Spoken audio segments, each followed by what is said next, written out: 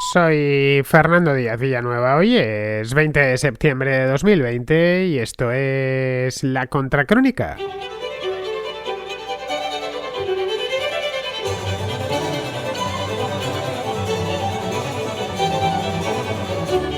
Bienvenidos a la contrarréplica de los domingos, porque el resto de la semana, como bien sabéis los habituales, también tenemos contrarréplica, pero al final del programa. Los domingos, desde hace ya bastante tiempo, los dejamos para temas más de fondo, menos atados a la actualidad de cada semana, y esto nos permite, bueno, pues relajarnos un poco y tratar temas que son de interés sin ninguna duda, aunque no tienen un gancho tan claro con lo que está sucediendo cada día o cada semana. Bien, si queréis participar en esta contrarréplica o en la de cualquier día de la semana, de lunes a jueves, bueno, los viernes en la contrahistoria, en el contrasello, también es el mismo número que os voy a dar ahora, y los sábados para la contraportada o el contraplano también es el mismo número. No voy a tener un teléfono para cada contra, bueno, entonces debería tener casi una fábrica trabajando para mí, para fabricarme los teléfonos y mantenerlos, ¿no? Con uno me basta, un solo número de WhatsApp. No es un número de teléfono, insisto, de smartphone, que dicen. Bien, el número de WhatsApp es el siguiente, es el 690 827909. Ya sabéis, más 34 delante, que es el código internacional de España en el caso de que estéis enviando la nota de voz desde el extranjero. Es decir, si lo enviáis desde Chile, o de Chile vamos a hablar hoy, por cierto, como ya habéis visto, o desde Argentina, o desde México, o desde los Estados Unidos, eso ya da igual. Bien, las llamadas tienen que durar entre 1 y 3 minutos aproximadamente, las notas de voz entre 1 y 3 minutos, y lo más importante de todo, se tienen que escuchar bien, muy alto y muy claro, mejor dicho, alto y muy claro. El muy solo se lo vamos a poner a la claridad y no tanto al volumen, porque con que habléis normal, no susurréis al teléfono, me basta. Bueno, nos basta, porque a fin de cuentas estas notas de voz las escuchamos todos. Muy bien, pues otra cosa, me tenéis que decir cómo os llamáis, que a menudo no me lo hacéis y os tengo que andar preguntando. Bien, dicho esto, pasamos ya a la contrarréplica.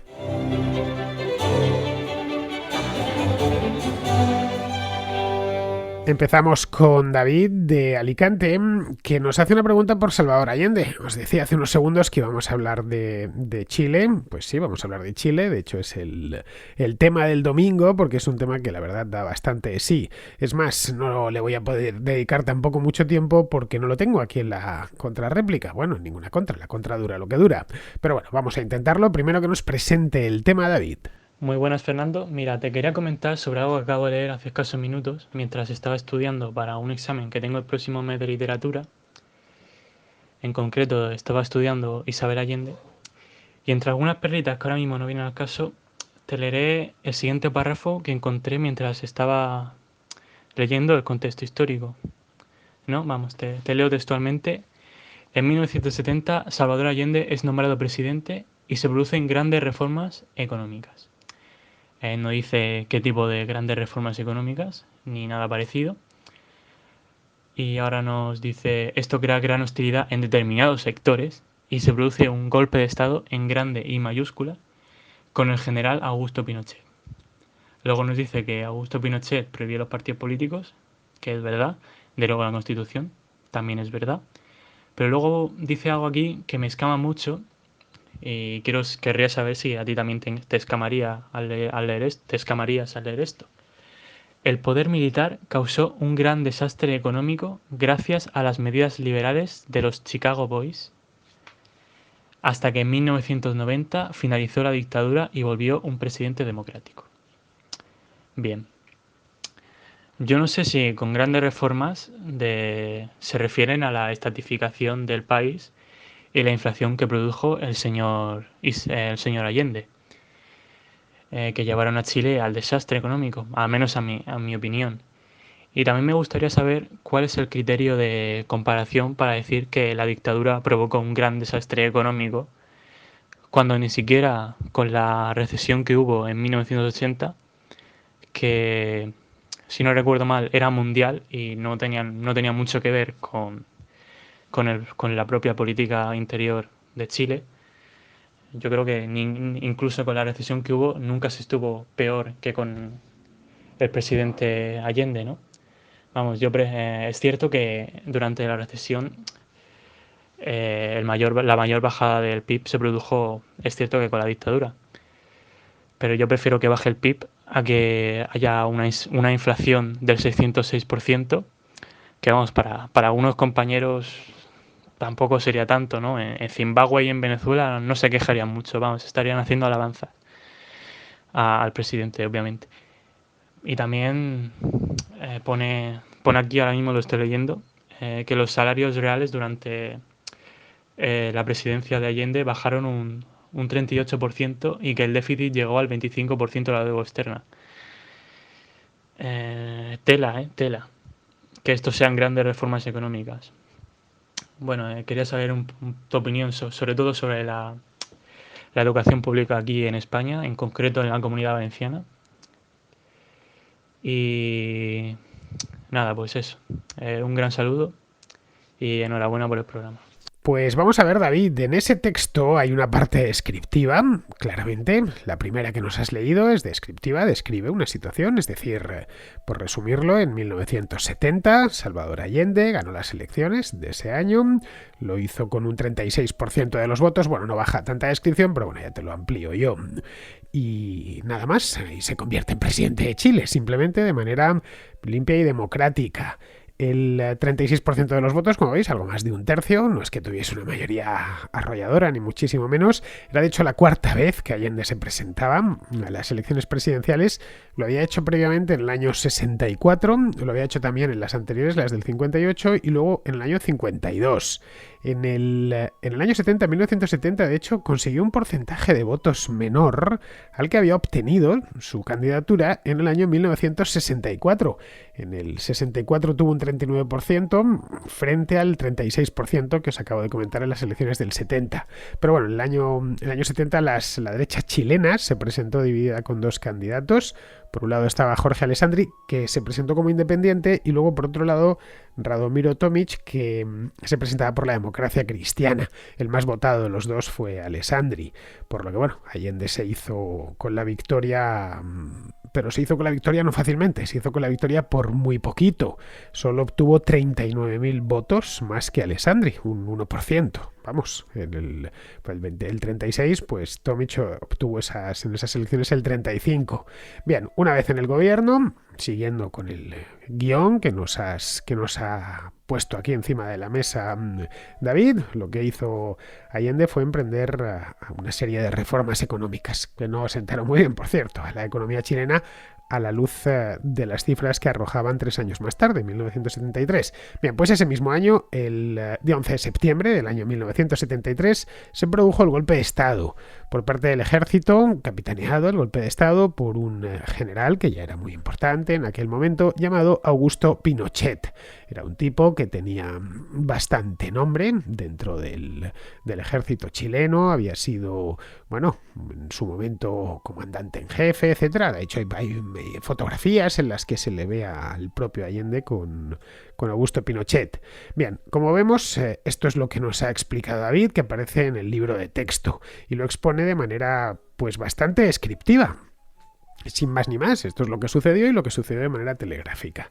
Lo siguiente, la segunda parte del texto que nos has leído, ya es algo puramente valorativo. A ver, es decir, cuando dice que después del golpe de Pinochet sobrevivió una ruina económica. Bien, el pinochetismo que sobrevivió una ruina económica por unas recetas neoliberales, o algo así has dicho. Bien, evidentemente eso es una simplificación extraordinaria y que además no se atiene a la verdad si vamos a los hechos, es decir, vamos a los datos. El pinochetismo duró 16 años y medio. Fue una dictadura mucho más breve que la de Francisco Franco en España y acabó por deseo expreso del propio Pinochet, que tuteló la transición a la democracia. Es una cosa que, por ejemplo, pues en España no sucedió, tampoco sucedió en la Italia de Mussolini. La dictadura fascista en Italia terminó cuando Mussolini le saca el Consejo Nacional Fascista en el año 43 y cuando ya está el país invadido por los aliados. Es decir, que con Mussolini acaba la Segunda Guerra Mundial, al igual que con Hitler también acaba la Segunda Guerra Mundial. En el caso de las repúblicas populares del este de Europa, que también fueron dictaduras, que a veces se nos olvidan, en todos los países del este de Europa hubo dictaduras bastante largas, en unos casos más personalizadas, en un dictador, léase Honecker en Alemania o Ceausescu en Rumanía, y en otros casos pues la que manejaba la dictadura esencialmente era el partido. El caso de Rusia, después de Stalin, de la Unión Soviética, pues a partir de ahí el partido iba poniendo, el PQ se iba poniendo y quitando a los líderes, como se vio por ejemplo con Khrushchev, luego ya Brezhnev mandó hasta el día de su muerte, y a partir de ahí pues hubo una época de algo de movimiento, pasaron dos, Andropov y Chernenko, y al final llegó Gorbachev, que desmonta la dictadura pero sin quererlo hacer. En el caso de Pinochet sí que quería hacerlo. Es decir, que no creó un régimen como Franco, cuya intención, la intención manifiesta del régimen de Franco y del propio Franco, era que trascendiese a su propia muerte. Es lo que él dejó dicho, creo que en un mensaje de estos de Navidad que daba por televisión, no sé si en el 71 o en el 72, que lo había dejado todo atado y bien atado. Entonces, que a partir de ahí él se podía morir ya en cualquier momento, se murió en el 75 al final, pero que podía haberse muerto allí delante de las cámaras, que nada iba a cambiar en España porque todo había quedado con las leyes fundamentales del régimen, había quedado perfectamente atado. No fue así, como bien sabemos, han pasado ya casi medio siglo de entonces, no trascendió a su propia muerte. El franquismo se desmontó en un par de años, en el año 77 ya se celebraron las primeras elecciones democráticas y en el 78 llegó la Constitución actual. En este desmontaje participó de manera entusiasta una parte del régimen. Bien, en el caso de Franco, cuando comparan a Pinochet y a Franco, sí tienen evidentemente sus concomitancias, pero les toca gobernar en momentos distintos. Cuando Pinochet llega al poder, Franco está ya a punto de estirar la pata y la dictadura pinochetista fue bastante más breve. Franco, de hecho, ni se enteró de que su régimen lo desmontaron un par de años más tarde. Ya estaba muerto, obviamente. Bien, es un caso curioso este de Chile, porque la misma persona que acaba con la democracia en 1973, pues es el encargado de permitir que la democracia regrese, estando él en el poder, mediante una nueva constitución que se había hecho en 1980, y la democracia pues ya regresó en 1989, que es cuando es en diciembre del 89 cuando se produjeron las primeras elecciones democráticas desde 1970, es decir, habían pasado 19 años en total entre las dos elecciones. Como vemos, el caso chileno es un tanto peculiar desde el punto de vista político. Desde el económico, que es la parte mollar de tu mensaje, la dictadura de Pinochet tiene dos etapas muy bien diferenciadas. La primera, que va más o menos del año 1973 al año 1977, en la que la situación económica del país está fatal. Fueron unos años de muchísima crisis en Chile, del 73 al 77. En general, la década de los 70 para los chilenos es una década perfectamente olvidable. Pero vamos, el panorama, por ejemplo, en el año 75 pues era espantoso. Tenían una inflación del 300%, el PIB en caída libre. Ese año, en el 75, el PIB chileno cayó nada menos que un 13% interanual. Es auténtica, una debacle absoluta en periodo de paz. Estamos hablando, no había pandemias como ahora, ni una guerra, ni nada de eso. Luego el paro se les había disparado, el paro en Chile no había sido muy alto y se había empezado a disparar a raíz de, pues empezó ya con el gobierno de Allende y luego ya a partir del 73 se va por encima del 15%. Vamos, ¿esto es atribuible a Pinochet? Bueno, en parte sí, obviamente, y en otra parte no. La herencia que traía de los años de Allende, de esos 3 años de Allende, estaba muy envenenada. Pero bueno, el hecho es que al principio, cuando llega la Junta Militar al poder en septiembre del 73, la idea de estos militares y del propio Pinochet, eran militares, no olvidemos, gente pues criada y amamantada en los cuarteles, la idea que tenían, estaban muy apegados a la idea de que la intervención del Estado en la economía era importante, la idea que tenían era mantener lo principal, es decir, ellos querían acabar con el comunismo y tal y cual, pero no con la socialización de la economía que había empezado a los años previos, muchos años antes que la llegada del propio Allende. Allende lo único que hizo fue acelerar esa marcha. Y claro, los números no hicieron más que empeorar. A lo largo del 73, 74, 75, veían que la inflación seguía alta y no encontraban el modo, no se lo explicaban. En las academias militares, pues la economía no es una materia que tenga mucha importancia. Ese es el problema cuando mandan los militares, que no suelen ser buenos gestores de la economía. A Franco le pasó lo mismo, ¿eh? Franco tuvo que cambiar completamente el tercio económico en el año 1959. Lo que pasa es que llevaba ya 20 años en el poder. La posguerra española por eso se alargó tanto, porque se emperraron en doctrinas económicas que eran genuinamente socializantes, las de Falange Española, básicamente. A partir del 59 se hace un plan de estabilización y el país despega. En Chile parece ser que se dieron cuenta antes, ya es a partir del 75, un par de años después del golpe de Estado, cuando se plantean dar un giro en la política económica. Porque lo que tienen, pues a la vista estaba que no terminaba de funcionar. Entonces, ¿qué hacer? Claro, ¿cuál eran las posibilidades que tenían? Seguir por ese camino les conducía pues a inflaciones altísimas, desempleo alto, el PIB caía, los chilenos eran en definitiva cada vez más pobres. Así que en ese giro lo que hacen es lo que no estaba previsto. Es decir, la idea no cabía mucho en la idea de los militares al principio, pero al final pues le dieron curso. Lo que hicieron fue liberalizar la economía chilena y abrirla al mundo. Y lo hicieron mediante, claro, ya digo que Pinochet no sabía mucho de economía, por no decir que no sabía nada. Lo que hicieron fue confiar en unos tipos, los llamados Chicago Boys, lo habréis oído, los chicos de Chicago, lo habréis oído muchas veces, que era un grupo de economistas chilenos, eran jóvenes en aquel entonces, como, no sé, Sergio de Castro o Pablo Barahona, que se inspiraban en las teorías de la escuela de Chicago. Muchos de ellos además habían estudiado en los Estados Unidos y por lo tanto conocían el idioma inglés bien, sabían de economía, y son los que terminan por convencer al ministro de Hacienda y a su vez a Pinochet de que había que dar ese golpe de timón. En aquel entonces la escuela de Chicago estaba liderada por Milton Friedman, que todavía estaba en vida. Friedman no se había muerto. De hecho, le dieron el Nobel, creo que fue en el 76, si mal no recuerdo, justo en esta misma época. Bien, contaban con el apoyo del ministro de Hacienda, como es lógico, de un tipo llamado Jorge Caguas, que no era militar, este hombre, sino un ingeniero que venía de la democracia cristiana. Él había sido un militante, al menos, de la democracia cristiana durante los años 60 y que había estudiado en Estados Unidos, no en Chicago, sino en la Universidad de Columbia. Bueno, en tiempos del antecesor de Allende, este ministro, no era ministro en aquel entonces, Caguas, había sido, Eduardo Frei es justo el que vino antes de Allende. Bueno, pues había sido vicepresidente del Banco Central de Chile. Bien, estas reformas inspiradas por todo este grupo de Chicago Boys, también podríamos llamarlos los Santiago Boys, porque toda la reforma la hicieron en Santiago, no en Chicago. Todo esto posibilitó el llamado milagro económico chileno. Ojo, a mí, insisto lo de Santiago Boys porque es que las ideas que aplicaron no eran tampoco privativas de Chicago. Lo que hicieron fue volver en cierta medida al liberalismo clásico y ese no nació en Chicago, así que, en fin, pues se le puede seguir poniendo el remoquete de chicaguianos y demás, pero bueno, simplemente hicieron una serie de reformas liberales que se hicieron en dos grandes paquetes de reformas. El primero que fue el del shock y luego ya posteriormente otro en los años 80 y 90, y bueno, eso posibilitó, como os he dicho, el milagro de Chile, que se produce esencialmente entre 1977 y 1997, es en esos 20 años. Se practicó un ajuste muy duro, los primeros años durísimo, de recorte de gasto bestial, y se liberalizó la economía.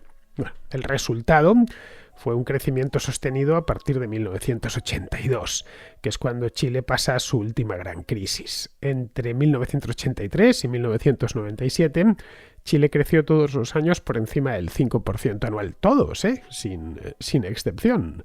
Algunos años, como 1989 o 1995, el crecimiento de la economía chilena se fue por encima del 10%. Vamos, lo que crecía China a principios de este siglo.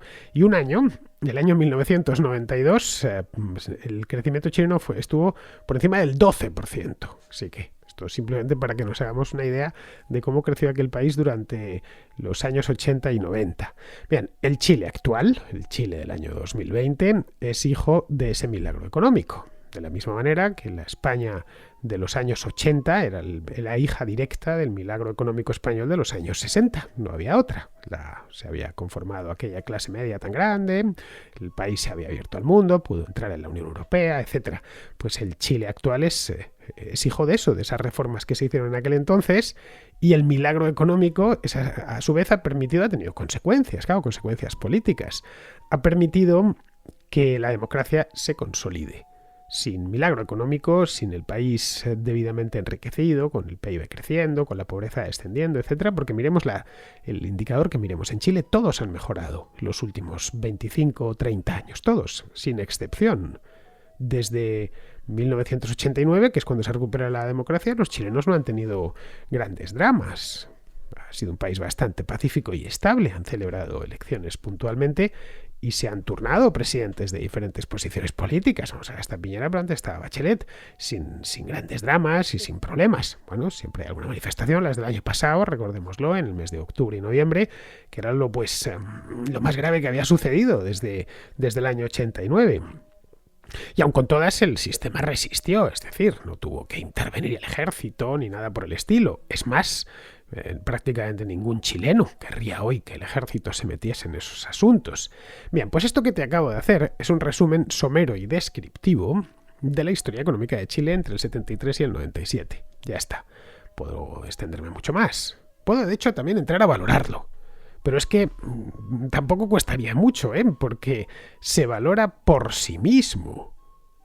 Con las cifras de PIB per cápita, de inflación, de desempleo, la tasa de ahorro de los chilenos, el número de automóviles por millón de habitantes, la tasa de pobreza o el poder adquisitivo del chileno medio. Ya digo, cualquier indicador, el que tomes, ha mejorado. Así que, vamos, yo creo que es obvio, no es ningún secreto decir, está a la vista de quien quiera verlo, decir que Chile es un país mejor en todos los órdenes de lo que era en 1997. Ya está. Es decir, bueno, era ya mejor en el 97 que en el 73, había mejorado el país. Las reformas comenzaron durante la dictadura, eso es cierto, pero se mantuvieron ya una vez recuperada la democracia en 1990. Y esas reformas, a la luz de los hechos, sentaron muy bien a la economía chilena. A ver, no ver esto yo creo que es estar ciego o querer estarlo, porque lo estás mirando a través de la óptica distorsionada de la ideología. Seguimos con Agustín, que es chileno, pero que no pregunta por Chile, sino por la vecina Argentina. ¿Cómo? ¿Por qué? América del Sur son lo que se podía ver a principios del siglo XX y a finales del siglo XIX. Parecía que por lo menos Argentina, Brasil, Chile, por lo menos Argentina y Brasil iban a despegar o eran países que parecía que les iba a ir bien en el futuro. Sobre todo como Argentina me parece el caso más significativo porque es la que más después, es la que más debacle tuvo y es la que mejor, por lo menos en PBI per cápita, es la que mejor estaba. Eh, ¿Cómo puedes, o sea, qué hizo mal la América del Sur, sobre todo estos tres países?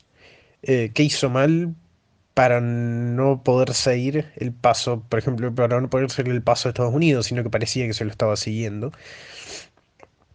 Eh, o sea, o hicieron algo mal en lo que es el siglo XX, o ya de por sí, y si es que nos hubiésemos evitado a tales personajes, eso no hubiese pasado, o ya de por sí había algo muy intrínseco en nuestras sociedades que en un momento u otro iba a pasar, era algo que en un momento u otro iba a pasar, por ejemplo en Argentina, que en un momento u otro, si tarde o temprano, íbamos a dejar de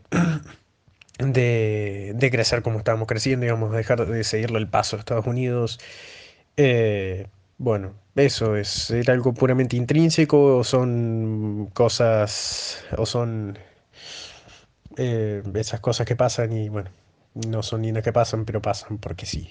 Bueno, Agustín, a ver cómo te lo explico, pues este es un tema que daría para un libro, bueno, para varios libros. A ver, en Argentina se ataron una piedra al cuello en los años 40-50, desde el punto de vista económico estoy hablando, y se lanzaron de cabeza al Río de la Plata. Permíteme la metáfora, pero es que fue más o menos así. Entre 1900 y 1940, es decir, pues casi la primera mitad del siglo pasado estamos hablando, Argentina era uno de los países más ricos del mundo. A niveles de Estados Unidos estaba en el top 10 indiscutible. Vamos, no es casual que atrajese a tantos millones de inmigrantes llegados de todo el mundo, por eso en Argentina hay esa variedad tan rica de apellidos, que te encuentras apellidos, bueno, españoles naturalmente, pero te encuentras apellidos alemanes, te encuentras apellidos rusos, apellidos sirios, y es de esa gente que llegó a Argentina hace un siglo atraído por la prosperidad del país. ¿La razón de que prosperase? Bueno, pues que la Argentina del año 1900 era un país abierto al mundo, básicamente, y un país con una economía bastante libre. en la que se invitaba de manera abierta a que se emprendiese, a que los argentinos pudiesen enriquecerse, etcétera, etcétera. Bien, ¿por qué a partir de 1940 el país poco a poco va a menos? Y pasa de estar peleándose por el primero o el segundo lugar, las economías más grandes del mundo y más ricas del mundo, pasa pues a estar en la mitad de la tabla y siempre con perspectiva a la baja. Bueno, la razón hay que buscarla en una política económica que de manera contumaz ha ido estrangulando al país. Esto además es un periodo bastante largo de tiempo, no es de golpe, no es lo que ha hecho Chávez y Maduro con Venezuela, que fue una cosa rapidísima. Lo de Argentina empezó ya en los años 30, se intensificó en los años 40 con Juan Domingo Perón y se ha mantenido hasta la fecha presente, hasta el año 2020. Esa política económica te preguntarás cuál es. Bueno, pues se puede resumir en una serie de puntos, pocos, no muchos, en hacer crecer al Estado hasta límites inasumibles por los propios argentinos y claro, para mantener todo ese monstruo que ha ido creciendo y creciendo y creciendo, pues tener una fiscalía muy alta, subir los impuestos. Y con esto, pues ya sabes, favorecer pues lo que se favorece cuando haces crecer mucho al Estado, favoreces la aparición de corrupción, fraudes, etcétera. Luego, se pusieron a regular sin tasa, generando con ello una gran inseguridad jurídica. Formaron un ejército de dependientes de todo tipo, desde empleados públicos a perceptores de subsidios, que todo lo esperan del Estado. Por lo tanto, el Estado tiene que crecer más y tiene que recaudar más a cualquier precio.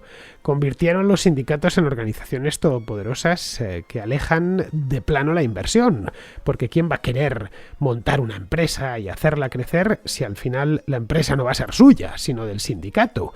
Le van a poder parar la producción cuando al líder del sindicato, que el sindicalismo y política en Argentina es casi lo mismo, te la pueden cerrar. Así que, no sé, los sindicatos están bien, sobre todo cuando son profesionales y son necesarios, pero una economía en la que la manejan y la chulean los sindicatos es una economía herida de muerte. El caso de la Argentina es clarísimo. Luego han ido devastando, y esto de manera sistemática, han ido devastando una y otra vez la moneda, el peso argentino. La historia de las inflaciones en Argentina, las últimas generaciones, ya con todos han pasado por su periodo inflacionario. En algunos casos ha sido mayor, en otros menor, y por supuesto, pues ahora están metidos en uno de esos periodos inflacionarios. Luego se han cerrado el mundo para proteger la industria local. Eso es otra de las cosas curiosas de Argentina. Exportar a Argentina es complicado. Un argentino que quiere comprarse un producto no hecho en Argentina, pues tiene que pagar por él muchísimo porque los aranceles son altos. Podríais venir, pero eso es bueno porque favorece a la industria nacional, no favorece a los empresarios ineficientes nacionales, que ven cómo se les protege de la competencia. A nadie más. Los aranceles solo benefician a esos, no benefician al consumidor, jamás, de ninguna manera. Y luego, por supuesto, si tú pones aranceles para las importaciones, te los van a poner a ti para las exportaciones. Así que esto de los aranceles y demás es una pescadilla que se muerde la cola. Luego, todo esto aderézalo con corrupción que en muchos casos es sistémica, que está por todas partes, que crea más incertidumbre todavía para la hora de invertir y de crear riqueza. Bien, pues ahí, resumiéndolo mucho, porque no me queda tampoco mucho tiempo, tienes el cóctel argentino. Diagnosticarlo, como ves, es relativamente fácil. Lo difícil es salir de ahí. ¿Por qué? Pues no porque los argentinos no quieran, que quieren. Cualquier argentino con el que hables, cualquiera, sin importar ideología o sentir político. Todos te van a decir que el país está mal y que tiene que salir de ahí. No va a salir de ahí porque las ideas, o no va a salir de ahí en breve, por lo menos porque las ideas que mueven a la clase política argentina fueron las equivocadas y siguen siendo las equivocadas. Por lo que el problema se perpetúa generación tras generación, formándose un círculo vicioso que sigue retroalimentándose. Y sigue retroalimentándose porque hay mucha gente interesada, muchos de los que te piden o dicen que hay que cambiar y hay que mejorar, cuando les explicas que un país con esos impuestos no puede mejorar, te dicen, no, pero claro, ¿yo de qué voy a cobrar si soy de los dependientes? si soy, por ejemplo, empleado público? ¿Cómo que hay que optimizar la fuerza laboral del Estado y dejarla en 1,5 millones de personas? ¿Y qué va a ser de mí? No, mejor, casi mejor esto. Es decir, es un problema, bueno, de ahí que se hable de argentinización. Cuando un país se va por ese camino, se habla de argentinización. Así que bueno, como ves, el diagnóstico es sencillo de hacer, lo difícil es diagnosticar el remedio. Bien, vamos ahora con John, que nos participa de una investigación que está realizando sobre desigualdad económica. Y eso, soy doctorando de la psicología social en la Universidad del País Vasco y uno de los objetos de mi investigación son el bienestar y la participación social. Aún así, estoy muy interesado en analizar cómo estos factores se relacionan con los modelos socioeconómicos. Y a raíz de esto, quería compartir contigo y los oyentes un breve resumen de unas investigaciones cuya tesis podréis encontrar en YouTube, escribiendo lo siguiente: cómo la desigualdad económica afecta a las sociedades. Esta es una charla TED y creo que puede ser de interés para los oyentes de la Contra. En resumen, el psicólogo social quien expone estas investigaciones concluye que actualmente en los países industrializados la renta per cápita no explicaría el bienestar o la ausencia de problemas sociales como las enfermedades mentales, drogadicción, violencia o la delincuencia. Sino lo que explicaría estos factores serían las diferencias socioeconómicas que residen dentro de cada país. Para ello, ordena los países de menos a más desiguales según la distancia económica entre el 20% de los más pobres y el 20% de los más ricos dentro de un país. Así encontramos que, por ejemplo, los países más igualitarios serían Japón, Finlandia, Noruega, Suecia y Dinamarca. Y entre los más desiguales encontraríamos que son Singapur, Estados Unidos, Portugal y Reino Unido. Mientras que en la mitad tendríamos a Canadá, España, Francia, Suiza e Irlanda, por ejemplo. Bien, pues lo que estos estudios han encontrado es que cuanto más desigual es un país, la esperanza de vida es inferior, hay menos alfabetización, mayor mortalidad infantil, más homicidios, más personas encarceladas, adicción, obesidad, enfermedades mentales y menos confianza entre las personas y menos movilidad social. Bien, pues Estados Unidos tiene el récord con mayores problemas sociales, luego le seguiría Portugal y el Reino Unido. Y los países con menos problemas serían Japón, Noruega, Finlandia, Dinamarca y Suecia. Y una vez más, España, Francia, Irlanda y Canadá estarían en la mitad. Y parece ser que este patrón se repite. A raíz de estos datos, te querría preguntar si habría una forma de poder ordenar los países según las características de lo que sería un Estado liberal. Muy probablemente explicar estos problemas sociales según las características de un Estado liberal sería difícil. Aún así, sería interesante poder clasificar los estados según sus características liberales, para ver si las características liberales de un estado ayudan a que la población sea más igualitaria o no, y por consiguiente, según el estudio, pues si serían más saludables o no. Bueno, esto es lo que quería compartir con todos vosotros y espero que os haya interesado. Y bueno, un saludo y hasta otra. Pues mira, John, yo creo que la causa número 1 de los problemas sociales no es la desigualdad económica, sino la pobreza. Un país lleno de pobres, de solemnidad, pero pobres igualados, es decir, que prácticamente todo el país es pobre, qué sé yo, como Haití o como el Chad, es un país en el que proliferan los problemas sociales de todo tipo. Y ya ves tú, están todos igualados por abajo. Son prácticamente todos, el 99% del país en Chad es pobre, pero pobre que tú y yo ni nos podríamos imaginar qué niveles de pobreza. En Singapur, en cambio, o en Suiza, o en Portugal, que según nos pone son países muy desiguales, pues es posible que haya mucha diferencia entre el tipo que más patrimonio posee y el que menos. Pero claro, el que menos tiene no es un pobre de solemnidad, que vive con lo opuesto en un chamizo y que no tiene acceso a agua corriente y a muchas cosas más. Es decir, llegas a Singapur, por ejemplo, y el pobre singapurense, pues en el Chad o en Haití sería un millonario, el pobre singapurense. Por eso es importante saber exactamente qué definimos por desigualdad. Yo, si me das a elegir entre ser un chadiano medio o un haitiano medio y ser un singapurés medio, me quedo con ser un singapurés medio y sospecho que tú también. Es decir, que lo que hay que eliminar es la pobreza material, que la gente tenga expectativas vitales y pueda vivir dignamente con el fruto de su trabajo. Ya está, en una sociedad abierta, democrática, inclusiva, que premie el trabajo y el esfuerzo. Puedes llamar a eso sociedad liberal si quieres, como quieras, o socialista, llámala como quieras, pero que la sociedad sea así, que funcione con esos incentivos. Pero vamos, ese es el tipo de sociedad que elimina la pobreza y que reduce al mínimo los problemas sociales. Luego ya, otro tema sería, lo que pasa es que ahí la economía no entra, y es el de la felicidad. ¿Es más feliz la gente que tiene un automóvil y una casa de 300 metros cuadrados? Pues no lo sabemos, depende. Los habrá que son felicísimos y otros que no. Pero la cantidad de bienes y servicios que tenemos no tiene por qué darnos la felicidad automáticamente. A ver, contribuye. Si no tienes que para dar de comer a tu hijo, pues muy feliz no puedes ser. Pero bueno, a partir de ahí, de las necesidades básicas cubiertas y que tengas expectativas en la vida y tal, a partir de ahí que seas feliz o infeliz, en fin, ya depende de ti. Eso lo siento, pero no, la felicidad no es una variable económica, ni siquiera que se pueda objetivar. Es decir, el bienestar, cuando hablamos de bienestar, tenemos que objetivarlo de alguna manera. Pues la cantidad de bienes y servicios a los que puedes acceder. Pero no si vas a ser más feliz o menos feliz, o vas a tener ganas de suicidarte o no vas a tener ganas de suicidarte, vas a tener amor por la vida. No lo sé, un desengaño amoroso, por ejemplo, aunque seas el tío Gilito y nades en monedas de oro, el desengaño amoroso te hunde y te dan ganas de morirte, así que, ya ves tú, no afecta nada. O que tengas, qué sé yo, una desgracia, una cosa así, que vaya más allá de lo económico, algo personal. Por lo tanto, yo creo que hay que saber diferenciar muy bien cuando empiezan con estas historias de es que tal país, fíjate, es paupérrimo, pero son felices. Bueno, los habrá felices y los habrá que no lo son. Claro. No, porque según el estudio, bueno, los estudios ya sabes que se pueden fabricar uno u otro. Es en función de la metodología que escojas.